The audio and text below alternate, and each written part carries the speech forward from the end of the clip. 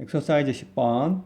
과학과 민주주의는 중요한 원칙과 이상들을 공유한다. 어떤 것들이냐? 관계대명사지. illegitimate, 그러니까 그 부당한 주장, 그지? 타당하지 않은 주장이지, 그지? 그래서 지식과 힘에 대한 그 부당한 주장에 반대하는 원칙과 이상. 이 글의 주제는 과학과 민주주의가 공유하는 원칙이 되겠다. 이 보면 다음에 나온다. 과학적 지식 그리고 민주주의적 통치 둘 다의 권위는 합법화된다. 타당하게 된다. 뭐에 의해서? 대표성에 의해서. 이 글의 주제가 되겠다. 과학적 지식과 민주적 통제의 정당성의 근원은 공통적으로 뭐가 있다는 거야? representation, 대표성이 있다. 우리가 뭐 민주주의가 대표성이라는 건 이해가 되지, 그지? 근데 과학적 지식도 마찬가지라는 것이다. it is 대시 되지, 그지? 여기서는 뭐야? 어떻게 돼? it is that의 기능은 좀 멀리 떨어져 있지만 바로 강조가 되겠지, 그지?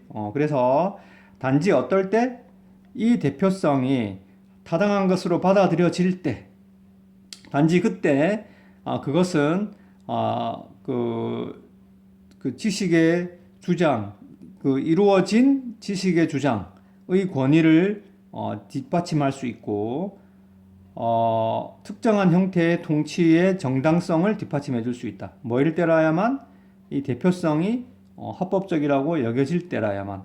우리가 뭐 정치에서는 민주주의에서는 이 대표성의 정당성 쉽게 이해할 수 있지, 그지? 근데 과학도 마찬가지다. 과학의 지식도 어떻게 과학의 지식에 대한 권위도 어떻게 다수에 의해서 정당하다고 받아들여질 때만 권위가 인정받을 수 있다. 여기서는 강조의 it is that을 생략한 모양이 중요하다. 알겠지? 강조의 it is that은 생략할 수 있으니까. 생략하고 나면 이 문장이 어떻게 시작해? only로 시작하지.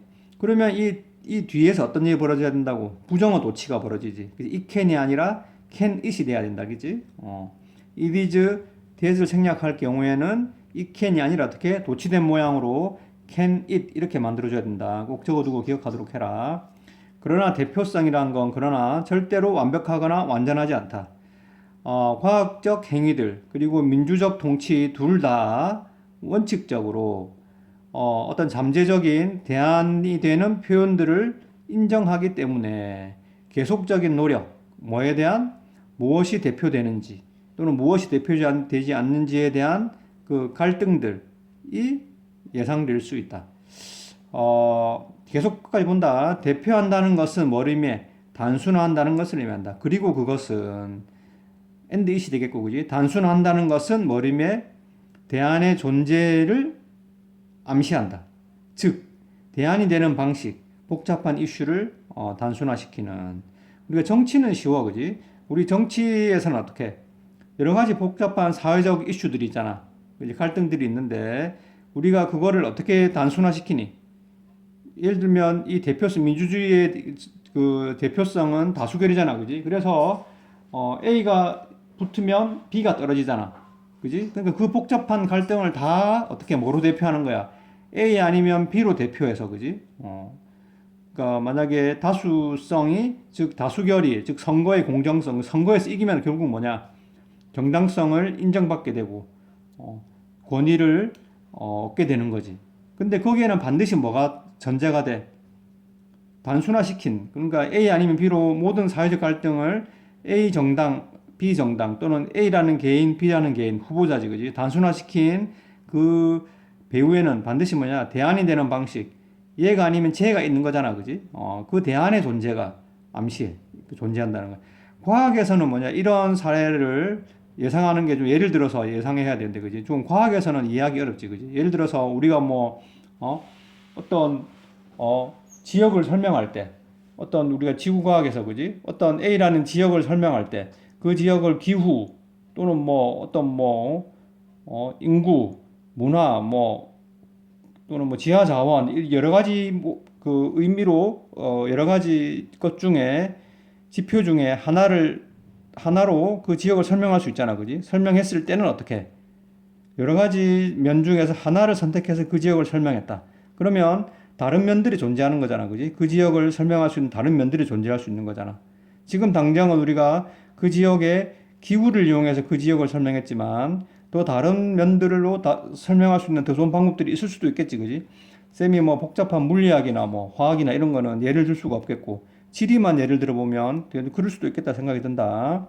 이것은 의미한다. 과학이나 민주주의 둘 다 내재된 개선의 메커니즘이 있다. 개선될 수 있는 여지가 있다는 거지. 그리고 그것은 R을 쓴 거 보니까 위치에 서는 사람은 뭐냐? 내재된 메커니즘즈가 되겠지. and they를 고친다. 기초를 두고 있다. 이렇게 현존하는 대표성에 대한 비판적 평가. 민주주의, 정치에서는 뭐 이런 거를 금방 우리가 이해할 수 있고, 그지? 과학에서도 마찬가지다. 뭔가 A라는 현상을 설명할 때 가능한 그 요소들이 그러니까 뭐 1, 2, 3, 4, 5가 있었다면 단순화시켜서 A라는 현상을 1로 설명했다면 그지? 2, 3, 4 다른 가능성도 있으니까 항상 다른 가능성의 그를 열어놓고 그지?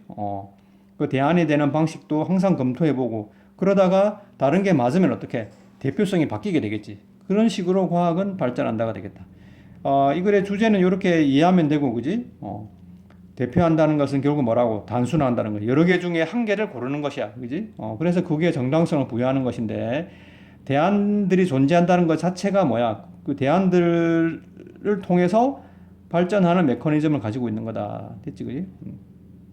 그래서 뭐 민주주의는 좀 우리가 사례를 이해하기 쉬운데 과학에서는 좀 그 구체적인 사례를 좀 생각하기 어렵지, 그지? 근데 쌤이 말했듯이 A라는 현상을 설명하는 1, 2, 3, 4, 5의 방법이 있을 때 지금은 단순화시켜서 1로 그걸 설명하지만 2가 될 수도 있고 3이 될 수도 있고, 그지?